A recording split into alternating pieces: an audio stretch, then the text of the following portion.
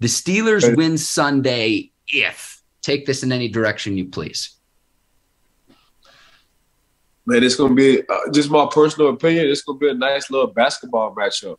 You know, what I mean by that is between, you know, Chase, George, and Deontay, you know, versus, you know, Jamar, Boyd, and Higgins.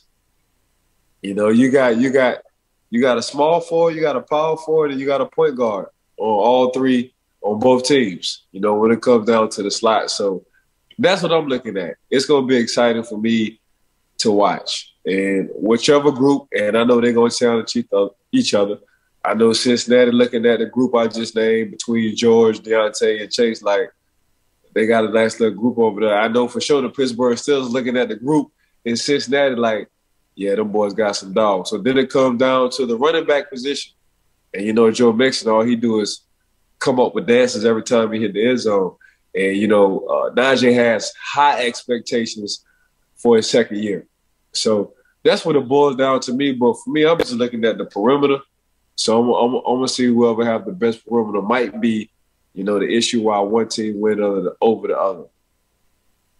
Okay, yeah, we'll see. I'm going to go take this in a little bit different direction.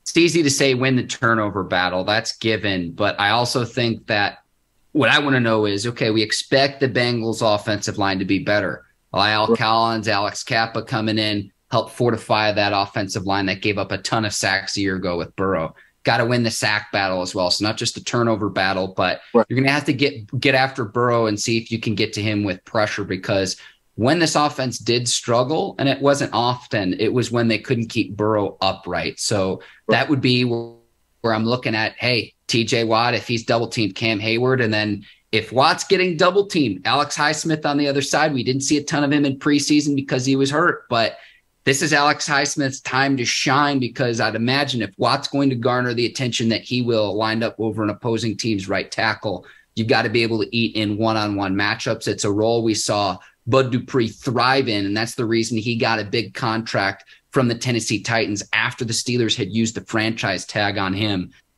But if Watt's going to garner all the attention that he will, and he will as the league's reigning defensive player of the year, someone else has to take advantage of one-on-one matchups. I'm very excited to see what Alex Highsmith can do in Sunday's game. Gotcha. Makes sense. Okay, Ike, time for score predictions. And I know you're working for the Steelers now. I'm going to put you on the spot, though. Right. Who you got on Sunday? Between who? Pittsburgh. Oh, okay. We're going to play this game. Yeah, the Steelers and Bengals. We'll play this game. That's fine. Oh, yeah. It's going to be a good game, boy.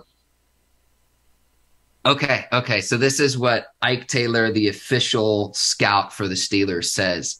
If you had like a little birdie in your head or some, like, let's say, what does, what would you say? What would you say if it was, hypothetical Ike, or maybe psychic Ike Taylor or clairvoyant Ike Taylor? The bird just came in my ear. Hummingbird just came in and said to say between Pittsburgh and the Cincinnati Bengals, it's going to be a good game. Okay. Ike Taylor, I'll let you off the hook there. I got the Bengals. Look, I don't want to. Trust me, I know it's your co-host. I've got the Bengals winning 31-23.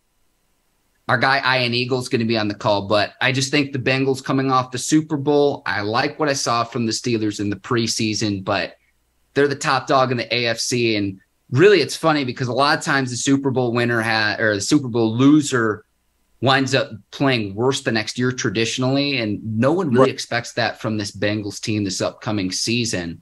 And we talk about how they upgraded their biggest weakness from a year ago, and that was pass protection. So if they're up to snuff and they're as good as they were claimed to be, and Burrow's really the guy in the AFC, and I'm talking about one of the AFC elite level quarterbacks, we'll see. But I'm very excited. Again, our guy Ian Eagle's going to be on the call. We talked to him last week here on the Bleav in Steelers show, Ike. So it'll be nice hearing a familiar voice. But my final score, Bengals 31, Steelers 23. That is my prediction for Sunday's game. Okay, you entitled to your own, you know, opinion and decision. Hopefully you're wrong. Don't guilt me because I'm being objective and I'm telling our listeners and viewers the truth. Yeah, Like, hopefully you're wrong as hell.